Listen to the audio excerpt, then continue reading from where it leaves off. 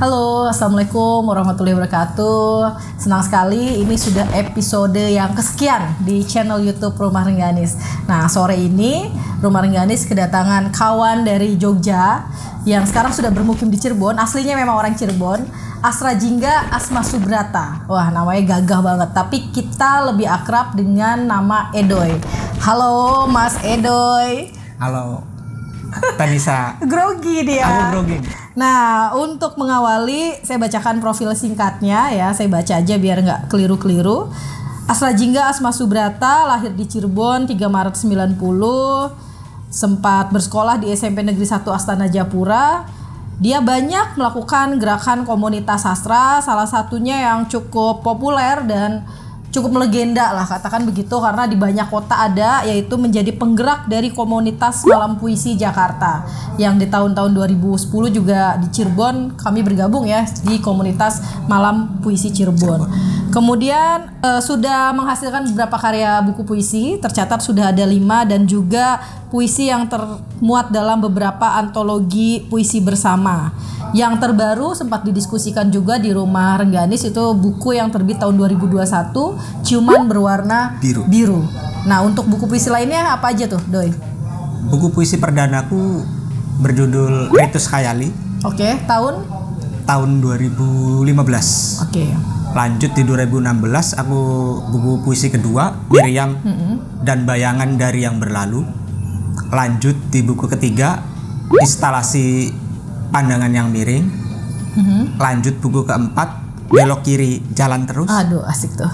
Dan yang terakhir yang kemarin didiskusikan di Rumah Rengganis itu Ciuman Berwarna Biru. Oke.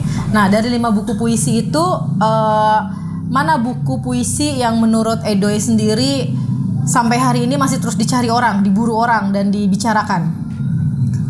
Aku kemarin sempat kaget dengan ada yang berkabar via DM bahwa dia mendapatkan buku Ritus Khayali dengan harga 150.000. Wow, banyak dong untungnya. Dan dia mendapatkan buku itu dengan harga 150.000 yang waktu penjualan perdananya itu 45.000. Kenapa tuh? Apakah ada tanda tangan khusus atau memang sudah langka buku itu, susah dicari? Ritus Khayali itu termasuk buku puisiku yang lakunya paling cepat. Oke. Jadi cetakan pertama langsung sebulan habis, cetakan kedua sebulan habis, cetakan ketiga 2 bulan habis. Dan hampir buatku Ritus Khayali itu berkah buatku itu sendiri sebagai seorang penyair. Dan itu yang memantik semangat terhadap buku-buku puisi itu yang selanjutnya. Obrolan pertama adalah berangkat dari bagaimana sih dapur kreativitasmu sampai akhirnya memilih menulis puisi dari berbagai ragam karya di sastra ya. Apakah Edoy pernah mencoba untuk menulis cerpen, menulis novel, esai-esai kebudayaan, atau hanya puisi? Dan apa sih buku yang lagi kamu siapkan selanjutnya, Doy?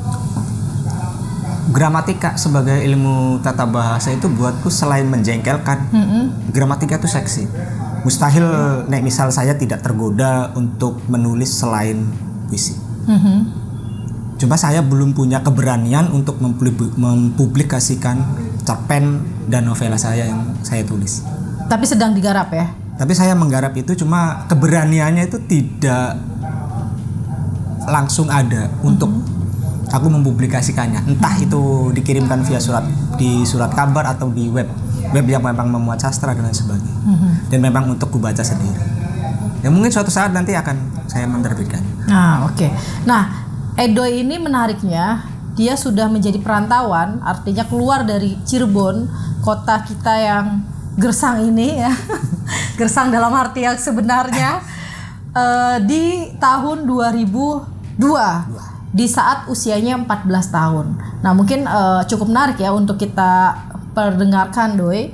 Kenapa kau memilih terburu-buru gitu untuk pindah dari kota Cirebon ke kota lainnya yang saya tahu di Jakarta, kemudian lanjut ke Jogja ya.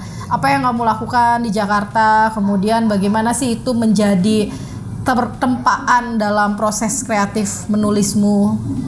Tahun 2002 itu buatku ya, saat itu Jakarta sangat logis untuk saya tinggali. Dalam hal? Apapun. Oke. Apa yang aku tuju, apa yang aku inginkan itu semuanya ada di Jakarta. Jakarta sangat logis kan. Makanya saya langsung ke Jakarta saat itu. Tahun 2017 aku keluar Jakarta karena buatku Jakarta sudah nggak logis lagi. Dan pilihan yang terdekat saat itu adalah Jogja. Dan saya berangkat ke Jogja dan sama seperti ini. Sebuah kafe yang dekat dengan literasi, dengan diskusi. Karena saya percaya setiap orang pergi kemanapun yang dicari paling pertama adalah tempat di mana dia biasa menghabiskan waktu luang. Dan aku banyak banget menghabiskan waktu luang di tempat-tempat lapak buku, di kafe yang dekat dengan literasi atau kafe buku dan lain sebagainya. Dan saya di Jogja di kafe yang sangat memperhatikan literasi. Basa-basi itu basa-basi, ya? Di kafe basa-basi, terus pindah ke kafe main-main. Satu owner cuma beda konsep saja. Mas di kafe main-main ruang lingkupnya lebih kecil. Oke. Jadi diskusi apapun bisa jadi intens dan bisa berinteraksi lebih dekat dengan pembicara maupun yang hadir. Dan tahun 2023 saya pulang ke Cirebon. Tahun ini ya, berarti ini. Baru banget nih. Apa yang membuatmu akhirnya harus pulang ke Cirebon, Doi? Ingin membangun kota Cirebon apa ingin nyalek nih jangan-jangan nih? Dari untuk kabar budayawan. Untuk pertanyaan itu aku belum bisa berani jawab untuk sekarang ya, biar nanti dijawab. Waktu saja. Beberapa orang itu orang yang jauh dari rumah, ada yang banget sering pulang. Sering dalam artian rutin pulang. Tapi setiap kepulangannya itu dia pulang tidak kembali menjadi dirinya sendiri. Aduh, bahasa penyair emang beda ya. Cirebon buatku adalah kota kelahiran yang aku tuh tidak bisa berbohong kepada Cirebon gitu. Jadi aku pulang ketika aku merasa sanggup untuk kembali menjadi diriku sendiri yang sebenarnya gitu. Jadi bukan pura-pura gitu. Dan alhamdulillah Cirebon masih menerima saya dengan sangat bahagia. Kamu pernah tidak merasa asing di kota kelahiranmu sendiri? Sering. Oke. Utamanya. Terus jadi puisi tuh? Ini yang lucu karena ada satu peraturan di rumah, khususnya di rumahku. Apa yang terjadi di rumah adalah dilarang dijadikan puisi sama ibuku yang melarang itu dengan alasan itu akan menjadi sesuatu yang kurang menantang. Ibu sebagai pembaca pertama puisi-puisiku, ibu pengen membaca puisi yang lain, yang tidak seperti biasanya. Dan aku rasa bisa menjawab pertanyaan ibu itu dengan bukuku yang sedang aku susun ini. Nah, bocoran dong, apa tuh judul bukunya? Judul bukunya Yang Samar dan Gemetar. Oke. Ya, konten-kontennya tentang anxiety, overthinking, gairah dan birahi dan lain sebagainya. Antara enggan dan melepas, ya seperti itu loh. Yang kalau dalam gramatika aku bilangnya mungkin. Mungkin itu kata yang paling puitis dari sekian banyak kata di Kamus Besar Bahasa Indonesia buatku ya. Karena mungkin itu nggak pasti dan puitis itu nggak pasti. Puisi itu nggak pasti. Kalau puisi pasti kayaknya banyak penyair yang sudah jadi konglomerat beli mobil supercar dan sebagainya. Ternyata kan nggak juga. Jadi puisi itu nggak pasti. Nah, Doi, ini menarik nih. Jika puisi tidak pasti dan kita bertarung dengan ketidakpastian itu, ya kita dalam arti adalah para penulis pada umumnya dan mungkin para penyair yang secara khusus ya memilih di jalan puisi.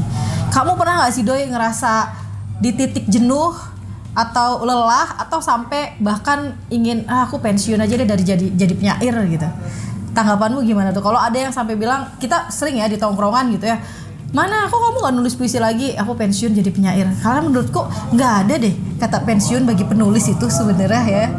Itu gimana Doi? Setiap saya berhadapan dengan kata menyerah, aku ambil contoh terdekat, misal kayak petinju, dia menyerah maka dia akan gantung sarung tinju. Pebulu tangkis dia menyerah maka dia akan gantung raketnya. Nah, penyair kalau menyerah mau gantung apa?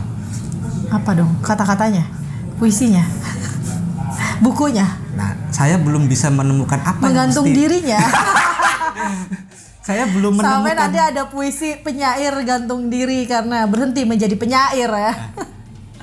Nah, saya sendiri belum menemukan jawaban yang pas Oke. untuk pertanyaan itu. Jadi saya belum menyerah untuk Tidak ada kata berhenti ya untuk kita menjadi jenuh dan penulis. segala macamnya yang nggak pasti.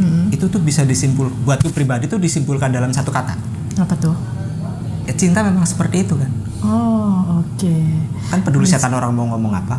Nah, ini bicara soal cinta, menariknya puisi-puisi yang terangkum dalam buku-buku Edo juga banyak bicara soal jatuh cinta, patah hati, kehilangan. Di Miriam misalnya, karena aku mencatat resume dari buku itu ya, banyak peristiwa-peristiwa yang kemudian kau tulis menjadi semacam monumen kehilangan gitu dalam puisi-puisimu. Apakah memang sehari-hari kamu dekat dengan isu itu atau memang memilih secara sadar ingin menulis puisi yang bicara seperti itu atau seperti apa, Doi?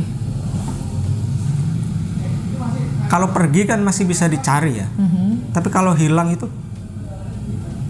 antara bisa ditemukan dan tak kembali. Dan buatku kehilangan itu hal yang wajar dan manusiawi. Karena aku paling ingin bukan mengubah ya, atau memberi opsi lain tentang kehilangan. Bahwa hilang itu wajar, manusiawi, biasa. Jadi nggak ada yang perlu untuk kita besar-besarkan dalam hal kehilangan apapun itu, terkecuali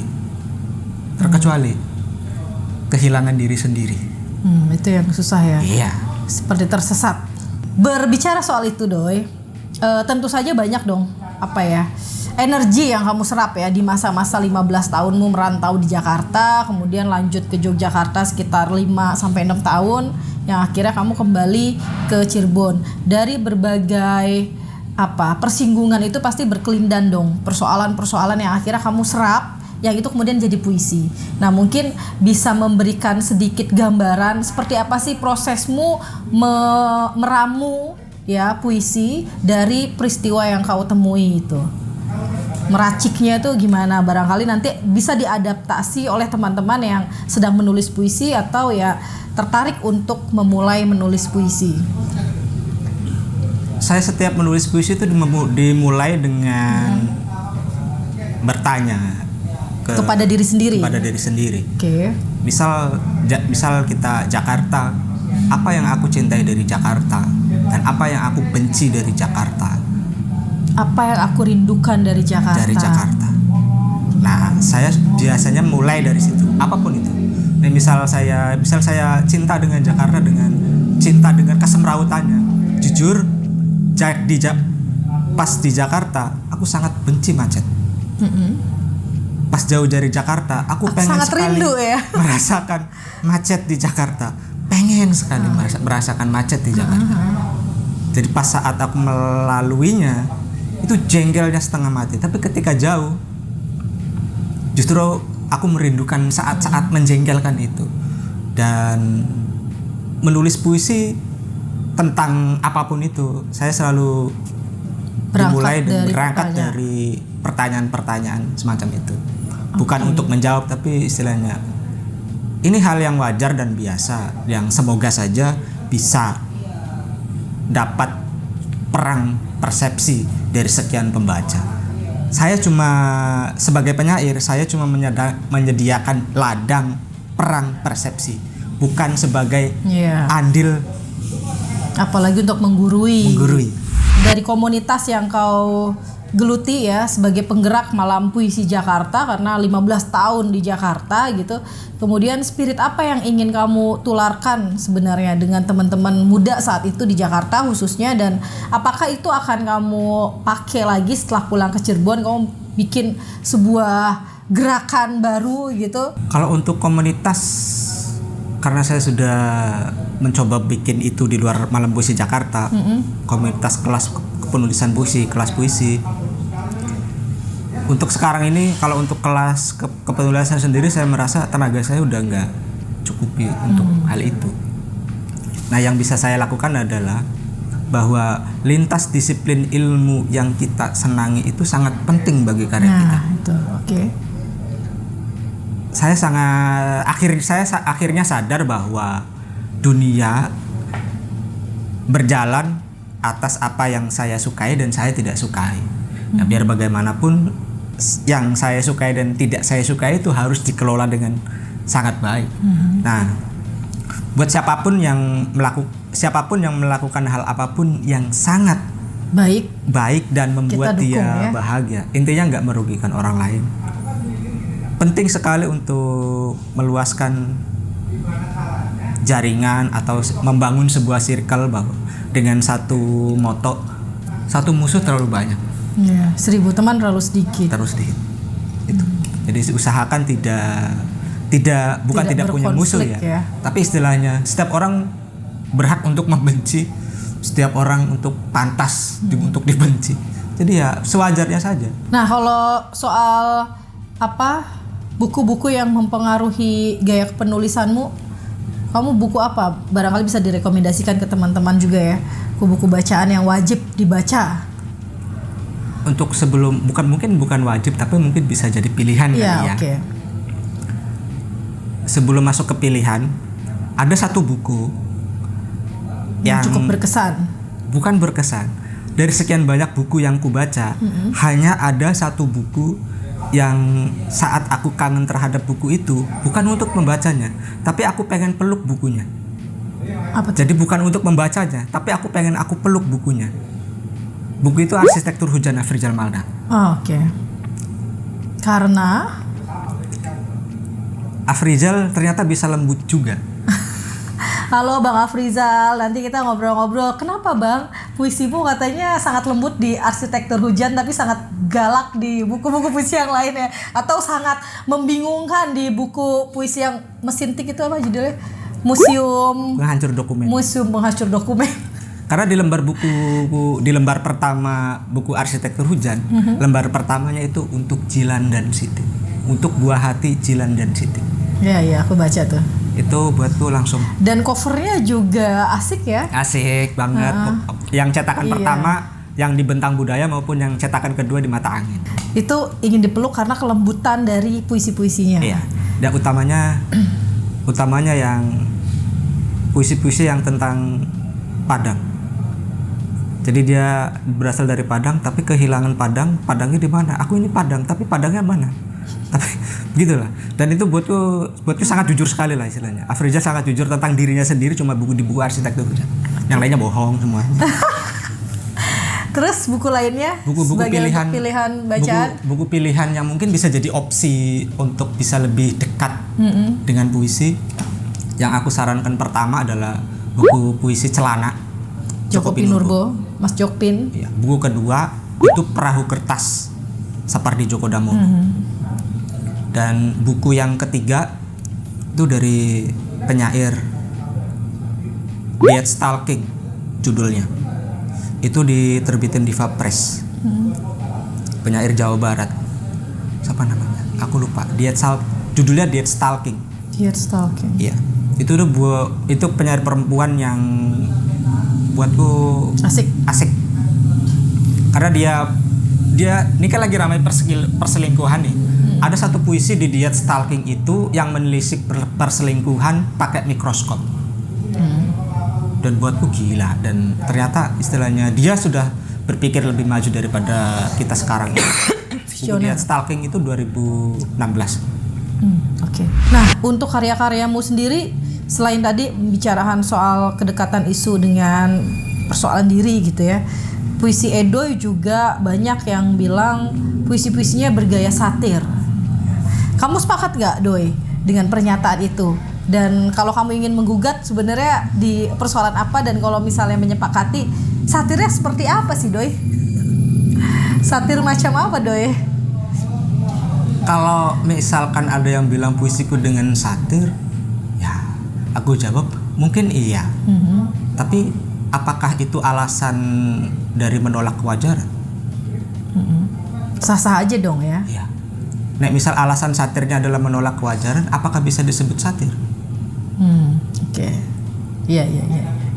Karena aku nggak menolak kewajaran, aku menerima kewajaran. Nah, misal anak muda bijak nggak logis. Anak muda itu main terus sampai capek, sampai bingung mau ngapain. Nah, Biar yang logis-logis, yang bijak-bijak itu milik orang-orang tua aja. ya orang tua lah. Yang anak-anak muda itu bijak itu buatku nggak logis. Anak muda itu ya main seneng-seneng terus sampai mentok. Ketika udah mentok, dia bikin sesuatu untuk menyenangkan orang-orang di sekitarnya. Itu baru anak muda. Oke. Nah, soal kebaruan bahasa, soal kebaruan karya, kamu lebih memilih apa ya, dari segi estetikanya ya, atau dari ide bahasanya? Artinya kan kayak misalnya Asef ya, bermain-main ide dalam pada sebuah radio dangdut itu dia mengotak-atik dari segi lirik ya. Nah, kamu sebagai penyair lebih suka mengotak-atik di segi apa, Doi? Biar bisa aku tiru nanti. Puisi-puisiku banyak menyinggung hal domestik. Seperti memakai lipstik, terus mengganti pembalut, terus kayak memasak, terus Minum hal-hal, kopi. hubungan antara anak dan orang tua, ibu dan anak, hubungan suami istri, atau mempertanyakan tentang pernikahan. Pernikahan ada nggak selamanya bahagia. Kalau kita mau menerima itu dengan wajar ya. Nah, misal kita kalau nggak menerima dengan wajar, kan pernikahan adalah satu kebahagiaan, kan nggak juga. Nah, aku mencoba untuk menerima kewajaran bahwa ada pernikahan yang nggak indah gitu aja. Dan aku menuliskan itu di saat orang lain menuliskan pernikahan yang indah. Dan nah, misal kalau ada orang yang menuliskan dengan tentang cinta yang indah, cinta nggak selamanya indah kan. Nah, aku menulis bagian cinta yang nggak indah. Ada orang yang menulis tentang kangen yang sampai, aku bagian nulis yang kangen yang nggak sampai. Iya. Mempertautkan antara tragedi dan komedi. Dan saat ini aku sangat menyukai, sedang menyukai satu kata di dalam satu kata bahasa Indonesia. Apa tuh? Berturut padanannya, payudara. Di dalam naskah bukuku yang sedang saya cicil ini, saya mencoba memasukkan kata payudara berikut padanannya di dalam naskah yang samar dan gemetar itu, yang dikelindankan dengan ular. Jadi nanti akan banyak jenis ular di yang samar dan gemetar. Kenapa saya memilih ular? Saya fobia ular, takut banget. Saya lebih baik ngelus kucing ketimbang ketemu sama ular. Yang nggak apple to apple ya. Ya misalnya gitu. Ngelus kucing, aku ngelus kucing ya. Ya oke, terus? Dan aku mencoba untuk keluar dari fobia ular itu adalah dengan mempermainkannya di dalam puisi. Karena penyair juga ya satu-satunya profesi yang bisa menjadi Tuhan adalah penyair. Ya. Bisa menghidupkan benda mati, bisa segala macam. Yang nggak bisa cuma menentukan nasibnya sendiri. Menentukan nasibnya sendiri. Nah, bicara soal nasib, kalau kata Hairil, persis di hari ini saat syuting itu adalah peringatan Hari Puisi Nasional yang berangkat dari hari wafatnya Hairil Anwar, 28 April ya. Kita syuting di 28 April, tapi nanti akan tayang di minggu-minggu berikutnya karena waiting listnya panjang, Doi. Ini udah banyak yang minta diwawancara di channel YouTube Rumah Rengganis, asik. Nah, bicara soal nasib, Hairil juga bilang nasib adalah kesunyian masing-masing. Nah, kalau berangkat dari Edoy sebagai penulis ya, yang kemudian pernah menjadi perantauan di Jakarta belasan tahun dengan mencoba berbagai macam profesi, apa yang ingin kamu tengahkan dari nasibmu untuk memilih jalan ini? Yang tadi kau juga sudah bilang, aku nggak mungkin berhenti gitu. Aku tidak mau menjadi kemudian mempensiunkan diri gitu ya. Gimana Doi? Kau bahagia memilih jalan kepenyairanmu, jalan sunyi kalau kata banyak orang gitu? Kalau dibilang kepenyairan adalah jalan sunyi, ya nggak sunyi-sunyi amat. Toh penyair udah nongkrong di kafe. Ceweknya cantik-cantik, kaya-kaya, nggak sunyi-sunyi amat lah kalau sekarang ya. Iya. Mungkin kalau di eranya Hairil mungkin iya ya. Kalau sekarang enggak kayaknya. Nasib adalah keglamoran masing-masing. Ini quotes baru dari Edoy. Nasib adalah keglamoran masing-masing. Oke Doi, untuk menutup obrolan kita yang singkat ini, nanti silahkan teman-teman cek 5 buku puisinya Edoy ya. Udah terjual di banyak marketplace. Yang kemudian kita tunggu karya terbarunya. Aku pengen Edoy menyampaikan satu, ya walaupun tadi dia bilang tidak menggurui, ini sebenarnya sebuah ajakan atau untuk memberikan inspirasi, semangat bagi teman-teman yang sedang memilih jalan ini Doi, biar tidak mudah menyerah ya, tidak mudah frustasi dan kemudian tetap konsisten berkarya. Mungkin bisa berawal dari pertanyaan ini ya, dan bisa khususnya untuk puisi ya. Apakah puisi membuatmu bahagia? Oke. Jika jawabannya iya, teruskan. Sampai bosan, sampai jenuh, sampai mau menyerah, sampai akhirnya anjir, cuma lewat puisi aku bisa duduk ngopi bareng sama perempuan yang sangat aku cintai atau sangat aku ingini. Seperti itu. Atau sama dengan pertanyaan yang cukup klise tapi menjengkelkan ketika ada orang-orang tua yang mempertanyakan apakah puisi bisa membuatmu kenyang ya, apakah puisi bisa mengenyangkan ya, mendapatkan uang. Ngeselin gak sih kalau ada pertanyaan itu, Doi? Enggak. Seumur hidup aku lari dari situ. Oke. Saya pernah makan enak dibayarin puisi. Bisa jalan-jalan ke banyak kota karena puisi. Bisa tur ke banyak kota mendiskusikan buku karena dibayarin puisi. Oke. Apakah puisi membuat saya bahagia? Ya mungkin meminjam Jokped. Puisi telah memilihku. Sederhana itu. Oke. Dan aku mau dipilih sama puisi. Sederhana itu. Kalau Jokpin kan nggak jawab. Kalau saya jawab, saya mau dipilih puisi. Oke.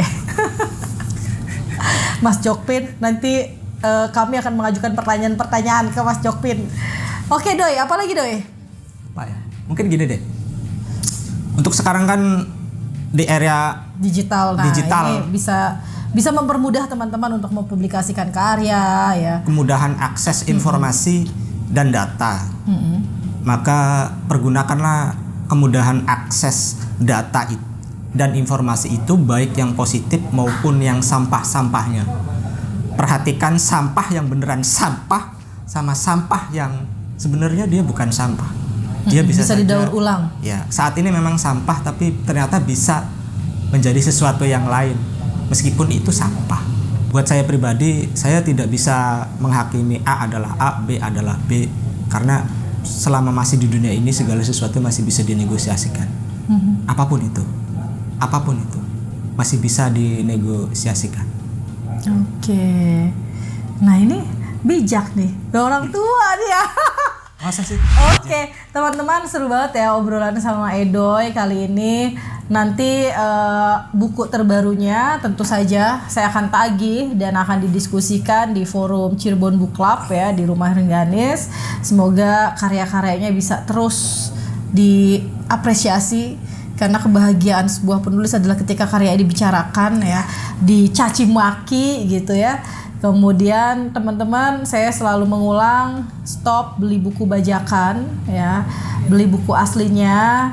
Dan mari kita mengapresiasi dengan cara yang paling sederhana, yaitu dengan membeli karya dari penulis itu sendiri. Nah, dari bocoran cerita tadi, ketika kita membeli buku original dan kita menyimpannya selama 10 tahun misalnya, kita bisa menjual harga lebih tinggi seperti yang terjadi di Ritus Khayali. Itu nyata kan? Nah, dan sangat bisa terjadi di sekarang ini gitu. Iya. Buku langka ya. Membeli buku itu boleh kok nggak dibaca. Kan sekarang kan aku sendiri membeli buku kan cuma buat konten post sosial media. Untuk kebutuhan konten sosial media nggak apa-apa. Nah, sampai saya malu sendiri dan akhirnya saya membaca buku itu dan saya menceritakan tentang isi buku itu ke teman-teman saya. Iya. Oke, saya kira itu ya. Sampai jumpa lagi di obrolan selanjutnya dengan beberapa teman-teman yang lagi kebetulan kongko, lagi nongkrong. Jadi ini Edoy kebetulan datang ke Rumah Rengganis ngopi, ya biasa. Kita Rumah konten. Sebentar. Apa tuh, Doy? Ini kalau aku nyaman di sini, ini tempatnya nyaman banget anjir, aku tanggung jawab nanti ya. Aku sering kesini. Ya, tenang aja. Ini nanti bisa jadi spot baru kalau kamu butuh tempat nulis ya. Buntu dalam cari-cari ide ketika nulis di dalam kamar, di rumah, datang ke sini. Oke, terima kasih teman-teman. Assalamualaikum warahmatullahi wabarakatuh. Thank you Edo. Tos dulu dong.